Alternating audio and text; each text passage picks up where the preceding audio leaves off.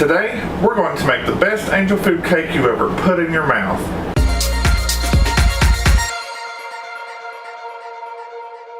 Welcome to Help at Home, your resource for great recipes and easy learning. I'm Jim Hightower. Today we're going to make the Betty Crocker 1950s Cookbook angel food cake recipe. You'll always need a 10-inch tube pan. Get your pen and paper, here come the ingredients. In a small bowl you'll need 1 cup flour and 3/4 cup sugar. Set that aside. You'll also need 1 more small bowl with another 3/4 cup of sugar. Set that aside. In your big mixing bowl, you will need a dozen egg whites, 1½ teaspoons cream of tartar, 1/4 teaspoon salt, 1½ teaspoons vanilla, and ½ a teaspoon almond extract. That's all there is to it. Preheat your oven to 375 degrees. Making an angel food cake really is the easiest thing in the world. Now you have the old wives that would say, well, you can't make an angel food cake if it's raining, or if the sun's shining, or if the wind's blowing, or if it's cold, or if it's humid. So, make a great one every time! So, that's bunk. I have 11 egg whites in here, and I just wanted to talk about separating egg whites very quickly.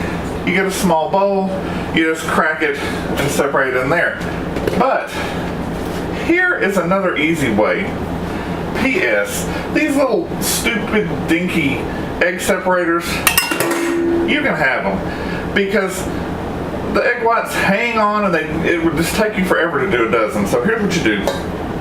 Crack it inside your bowl, and you know what you do? Put it in your hand. Squeeze around. Plop. It went right in. And I want you to see this. See that? And then you can save your egg yolk for a custard. And that's all there is to it. Because if you're willing to get your hands dirty, so to speak, you can do a lot more in cooking. You'll need your wire whisk attachment.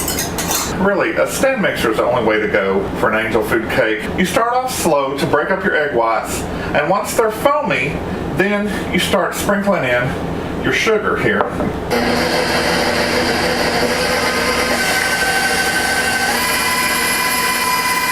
By the way, everything is in my bowl. I have the 12 egg whites, the cream of tartar, the salt, the vanilla, and the almond extract.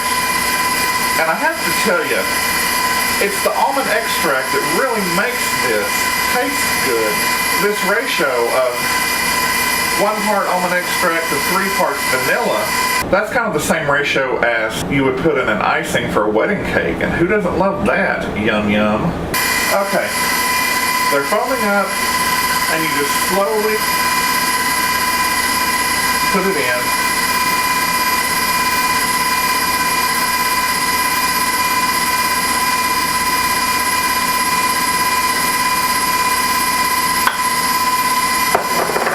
That was, they're going to mount 7 times their volume. So they're down here and they're going to come up here. That's what makes an angel food cake. It's air. And now we can start inching up on the speed.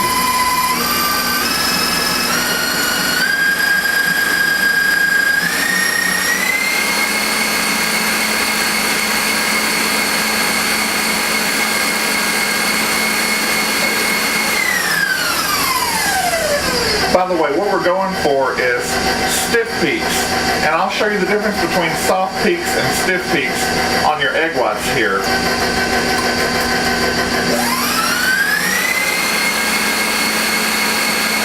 But you'll see they just start to get fluffy because they're mounting up.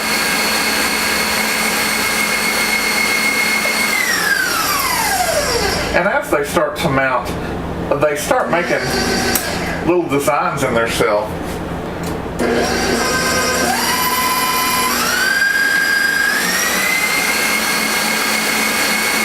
And the mixer does all the work.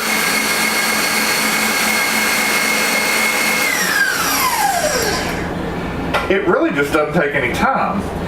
I wish you could see right there's a little peak sticking up. But, let's see. Now there is a soft peak. It just very loosely shakes a little bit.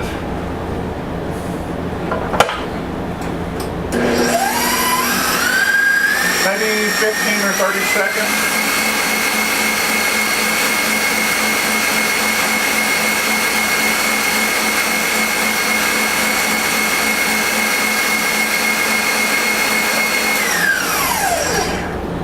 That looks pretty good. I gotta get the whisk out of my way. Now let's see here. That's practically it. And look at this little one right here. It's real fine, but it's sticking up. It's kind of like a, what do you call that? A blizzard at Dairy Queen. You can turn it and it ain't going nowhere. Ooh, ain't?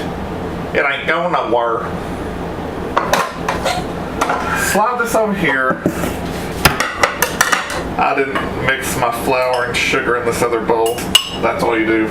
You sprinkle in some of the flour and sugar and fold it in. You do not dump this whole thing because flour and sugar are heavy. They'll deflate your egg whites. No angel food cake, and you'll cry. And you don't want to do that. So, you sprinkle a little bit on. And here's your folding technique. You just drop your spatula straight down, turn it up and over, and at the same time you're turning your bowl, you're incorporating it. You're bringing the egg whites over the top and stirring, well, not really stirring, incorporating the egg whites. You just keep at it, put a little bit more in, and drop, turn, and just as soon as most of it's incorporated, you sprinkle some more on. That's your best practice. But guess what? There's best practice and there's easy practice. So best practice is to slowly fold and incorporate it in. You don't want to go, but here's easy practice. If you have a KitchenAid stand mixer with a single beater, put it on stir, which is the slowest setting, and slowly sprinkle. Let it incorporate a little bit. Slowly sprinkle some more, and some more.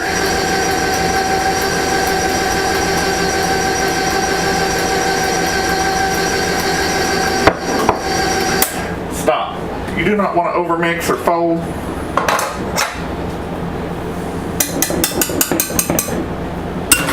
Goodbye! Life happens. It can only happen to me. So, you still have to finish it off by folding it in, just carefully. Drop, turn, drop, turn.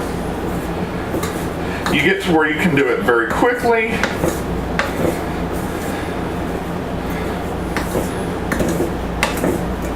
You don't do too much.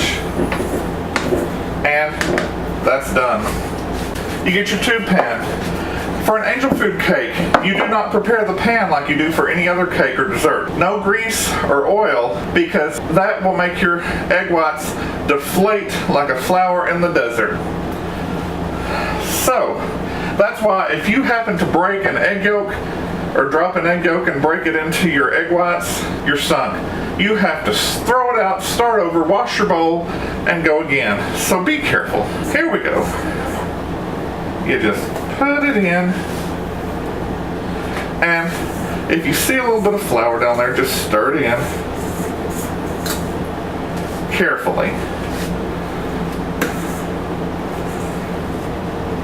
It should be light and luscious. And you notice how it is practically filling my pan up? Maybe not practically, but it's close enough. That's about what will happen if you get your egg whites to mount and you treat them like a diva, as Julia would say. Now, you know how I advocate tasting what you make.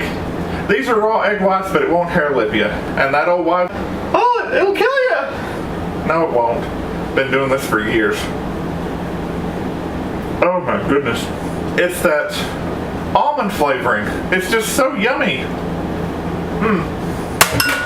If you don't taste stuff before you cook it, the things that you can, and I'll let you know, if it doesn't taste right before it goes in the oven, it's not going to taste right when it comes out. This is also another tip from that 1950 Betty Crocker cookbook.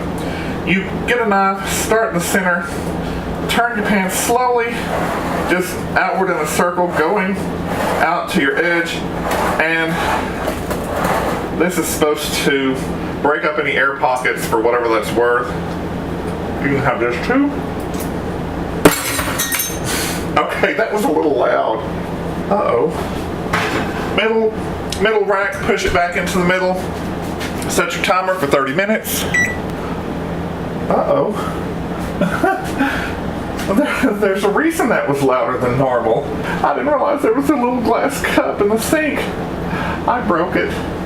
Don't tell my wife. So maybe I was trying to put on a little bit more of a show than I should have. P.S. While your angel food cake is in the oven, go ahead and clean out your bowl and your whisk. Egg whites are light and fluffy until they're not. And when they dry up, they can be like cement. And then you have to soak it and yada yada yada. So clean it now while they're soft. 30 minutes. And it is done. This one turned out just perfect. It's nice and high. And that's what you want. Angel food cakes have to cool upside down. If you don't have anything else and you've got the tube pan, see it's got these feet, you just take it and you can turn it upside down on your cooling rack, and there you go. It's not a big deal. In the 1950 Betty Crocker cookbook, it suggested turning it upside down on a metal funnel, because everybody has a metal funnel in their kitchen, right? Wrong. Here are my two choices.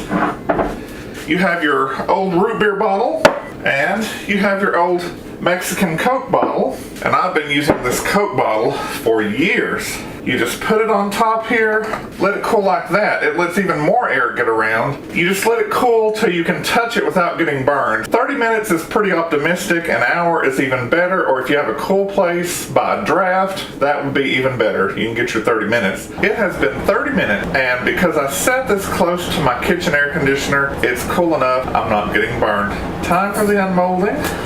I'll need my cooling rack. Here's what you do. You take your butter knife and you stick it on the side and go around. It's a little crusty. Just go all the way around one time. Then you carefully saw in the middle. You don't have to go all the way down. Now, you turn it over, and as Julia Child would say, you give it a few good whacks.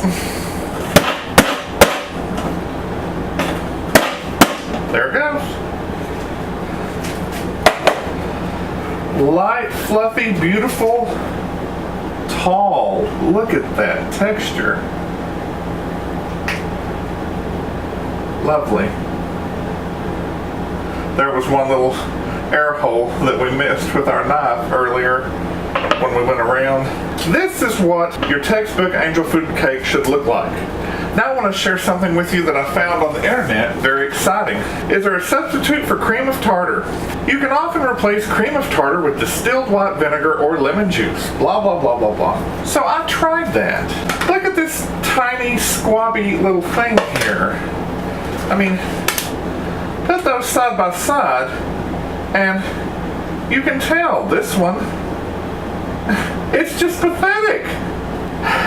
The lesson here is no substitutes. By the way, cue for picture with the angel food cake, the strawberries, and the whipped cream, a dessert like no other. So there you go, and you will impress everybody. If you like this recipe for homemade angel food cake, which will be the best you ever tasted, and it won't taste like cardboard, give it a thumbs up. Subscribe and share with your friends that like to cook or just want to learn how. Click the bell in the top right hand corner for notifications. Drop me a line in the comments below and tell me how your angel food cake turned out. It really is one of the most easy things to make. You don't have to worry about those old wives' tales anymore. I've made it all, and except for that one, I've never had one fail. I'm Jim Hightower, and remember, everyone needs help, even me.